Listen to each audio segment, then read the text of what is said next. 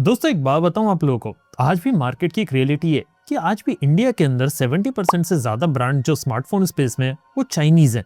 और Chinese companies के लिए चाइना के बाद जो सबसे बड़ा मार्केट है वो भी इंडिया है। और मोबाइल फोन से एक ऐसी इंडस्ट्री बची आज के समय में जहां पे चाइनीज कंपनीज ही डोमिनेट कर रही हैं। इसके अलावा जितनी भी दूसरी इंडस्ट्रीज अगर हम लोग देखें, चाहे हम कार्स की बात करें, पीसी इंडस्ट्री की बात करें, हर जगह चाइनीज कंपनी की इतनी डोमिनेंट पोजीशन नहीं है। और सबसे बड़ी बात है कि आज भी इंडिया के अंदर ही यही चीज हो रही है। इंडिया के बाहर की जो दूसरी कंट्रीज है ना, वहां पे आपको दूसरी कंपनीज डोमिनेट करते हुए देखने को मिलेंगी। चाइनीज मोबाइल फोन मेकर्स का जितना दबदबा इंडिया में है ना, इतना चाइना के बाहर किसी और ही शायद किसी कंट्री के अंदर हो।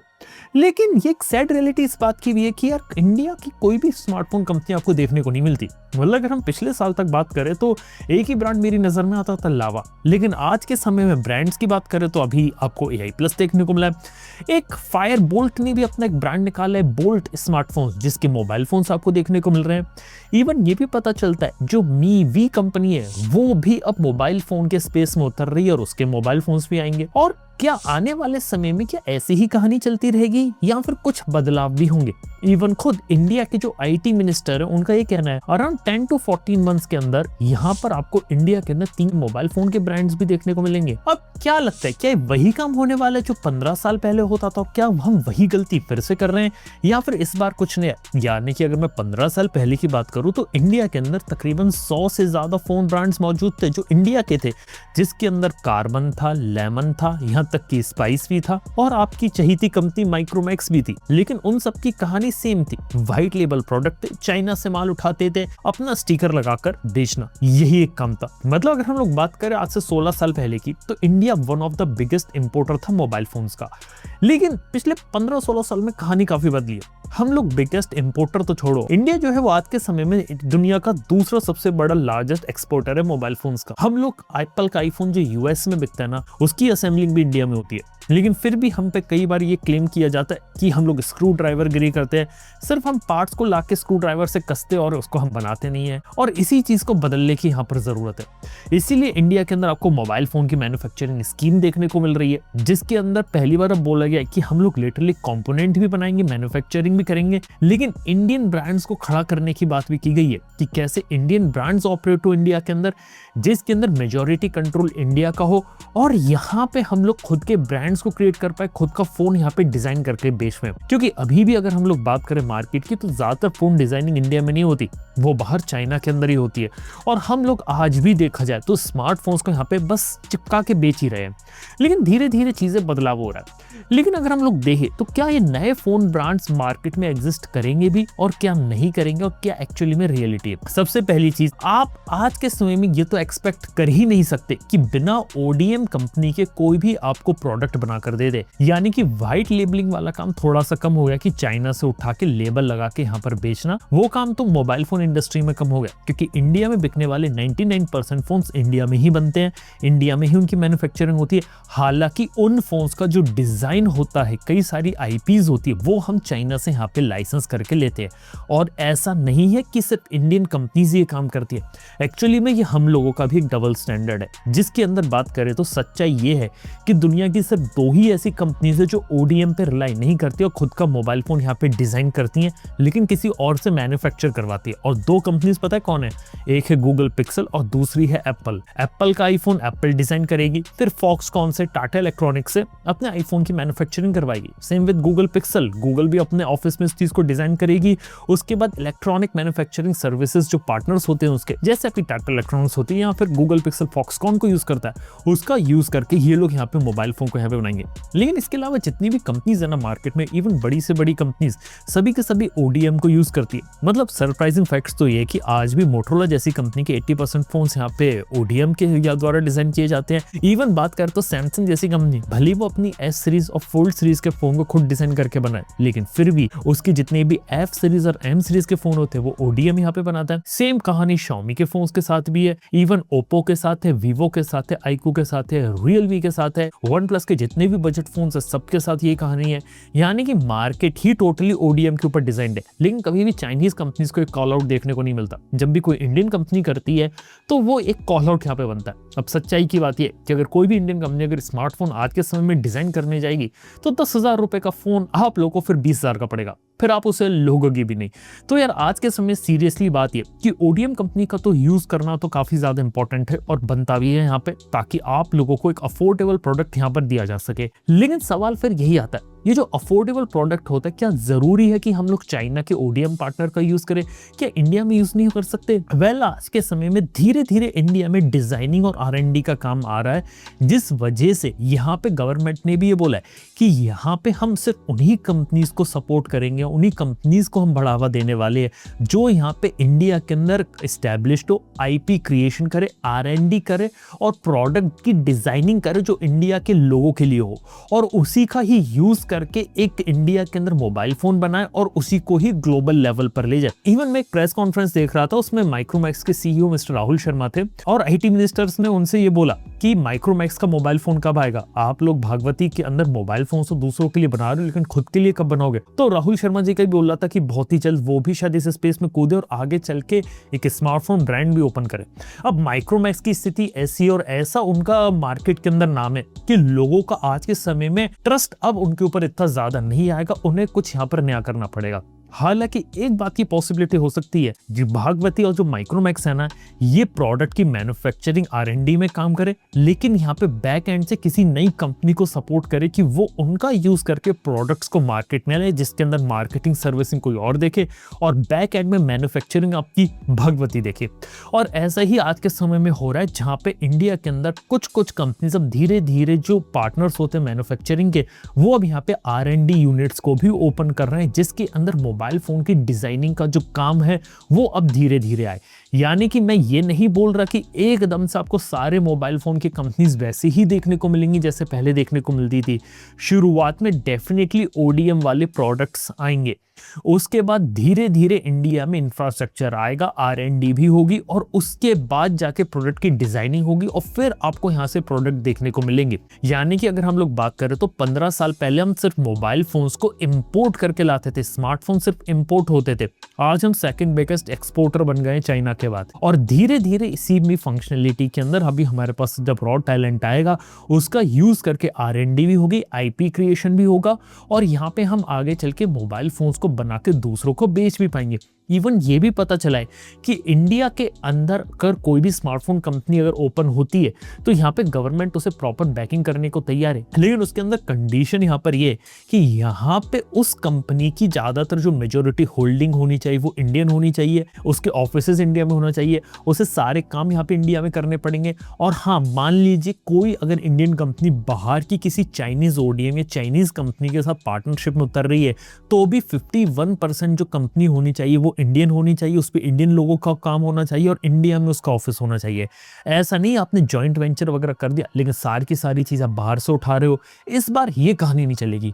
यानी कि पुरानी जो गलतियां करी है ना माइक्रोमैक्स वगैरह के टाइम पे, जहां पे हम सिर्फ वाइट लेबलिंग कर रहे थे, मैन्युफैक्चरिंग R&D पे हमारा कोई जोर नहीं था, उस चीज को आज के समय में फिक्स किया जा रहा है। बहुत अच्छी चीज है। लेकिन फिर एक सवाल आता है, क्या ये जो नई कंपनीज आ रही है, 3 से 4 ब्रांड्स आएंगे, इवन फायरबोल्ट आ रहा है, मीवी आ रहा है और भी कई कंपनीज हैं, तो क्या ये मार्केट में सस्टेन कर पाएंगे या फिर इनकी हालत भी पुराने माइक्रोमैक्स जैसी हो पाएगी? देखो, सबसे पहले कुछ खास बातों पे और करंट मार्केट सिचुएशन को देखना बहुत जरूरी है। सबसे पहली चीज, आज के समय में जितनी भी चाइनीज कंपनीज के मोबाइल फोन्स हैं ना, ज्यादातर फोन 20,000 रुपए के ऊपर पहुंच चुके हैं। 20,000 रुपए के नीचे हार्डली अच्छे फोन्स देखने को मिलते हैं और कुछ कंपनी ओप्पो वीवो ने तो अपने 4G फोन्स भी 15,000 रुपए में निकाले। यानी कि आज के समय में चाइनीज कंपनीज का मेन मोटिव बताऊं क्या रह गया? ज्यादा से ज्यादा पैसा बनाना। यस, रैम क्राइसिस चल रहा है जिस वजह से कीमतें इंक्रीज हुई है, लेकिन इन कंपनीज ने अपना रेवेन्यू भी बढ़ाया है, इसके बारे में कोई बात नहीं करेगा। यानी कि हर चाइनीज कंपनी यहाँ पे ये बात करी कि हम फोन की कीमतें बढ़ा रहे हैं, लेकिन पैसा भी तो आप ही लोग ज्यादा कमा रहे हो।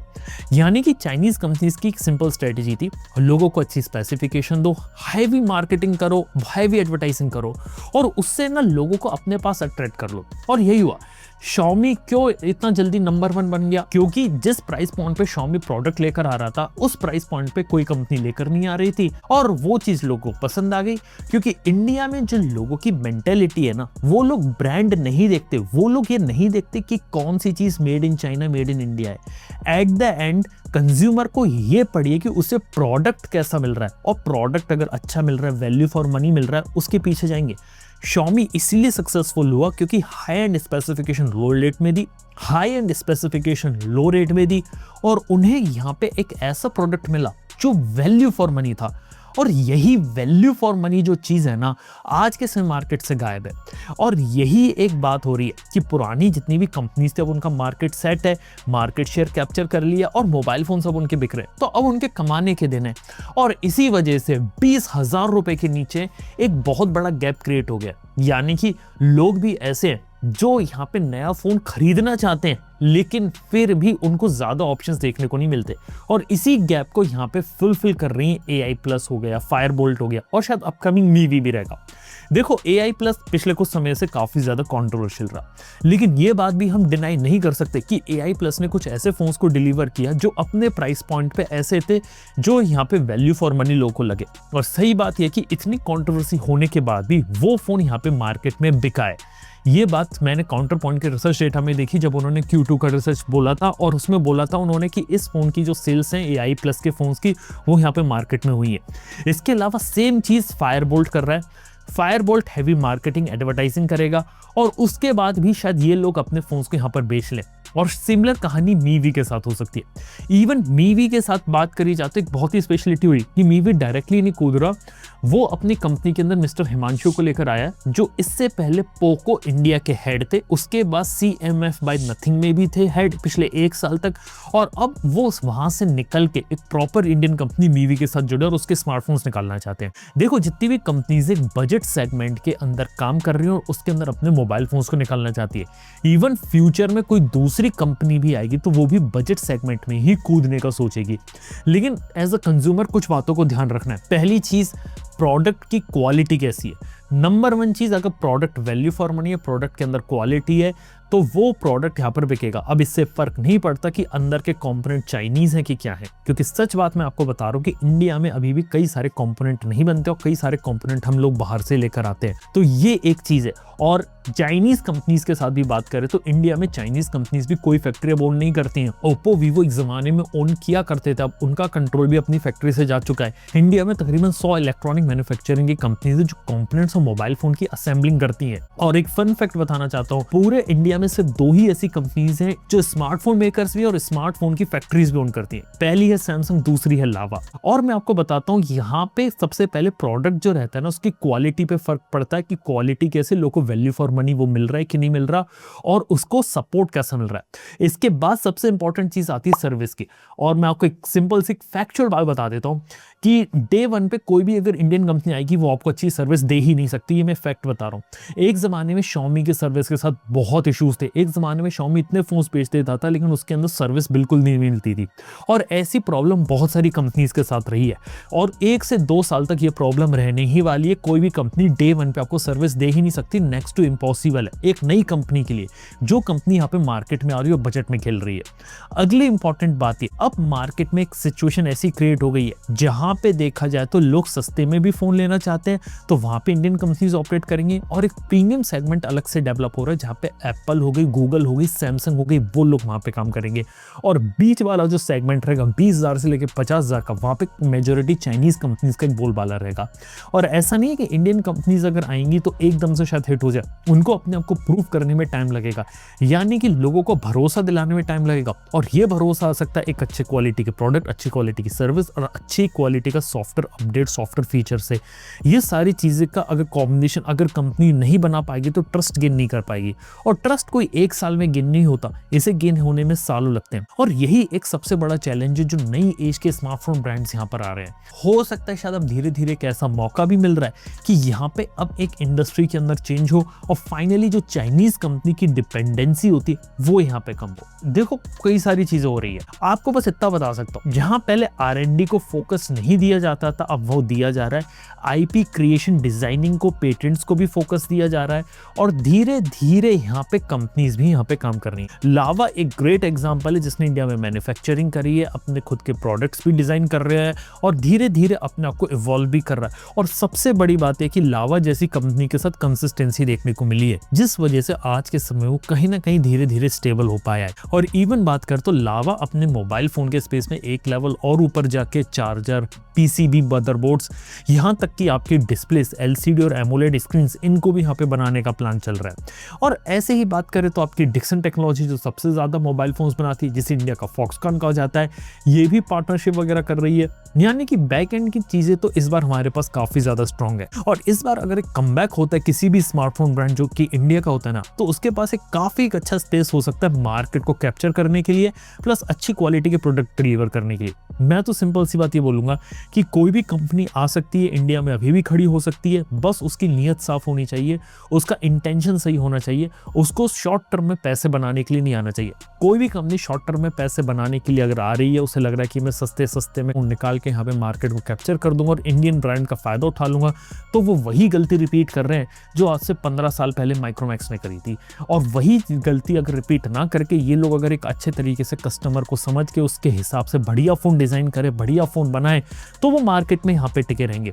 और इवन माइक्रोमैक्स तो शायद उसने ऑफिशियली तो बोला नहीं कि वो अपने ब्रांड के अंदर फोन लाएगा, लेकिन कहीं ना कहीं बैक एंड में हो सकता है काम कर रहे हो, क्योंकि ये बात एक थोड़ी सरप्राइजिंग लगती है कि माइक्रोमैक्स की मैन्युफैक्चरिंग भगवती है और भगवती आज के समय में कई सारी कंपनीज के मोबाइल फोन्स बना रही है। और जब आप दूसरों के लिए मोबाइल फोन्स बना सकते हो तो खुद के लिए क्या दिक्कत है यार। देखना वाली बात होगी कब क्या रहता है, लेकिन माइक्रोमैक्स ब्रांड को अगर ना यूज करके किसी नए ब्रांड का ऊपर आए तो वो एक देखने वाली बात होगी। लेकिन मैं आपको बोलता हूं कि आने वाला एक साल काफी इंटरेस्टिंग हो सकता है। शायद फाइनली आपको एक अच्छे स्मार्टफोन ब्रांड्स देखने को मिले। लावा ही एक अच्छा ब्रांड हमें पिछले कुछ समय में देखने को मिला और मैं ये चाहता हूं कि हमें और भी स्मार्टफोन ब्रांड्स देखने को मिले, इंडिया से निकल के आए और इंडिया के लोगों के लिए अच्छे फोन बनाए, इंडिया में R&D सेंटर्स ओपन करे, IP क्रिएशंस करे, यहाँ से पेटेंट फाइल हो मोबाइल फोन के, ताकि हमारी डिपेंडेंसी चाइना के ऊपर कम से कम हो। और इंडिया से ना सबसे जरूरत है आज के समय में ग्लोबल ब्रांड निकलने की, जिसे मेरे को लगता है कि सालों लग सकते हैं, लेकिन इम्पॉसिबल तो है नहीं। देखते हैं यहाँ पर क्या रहती है चीजें।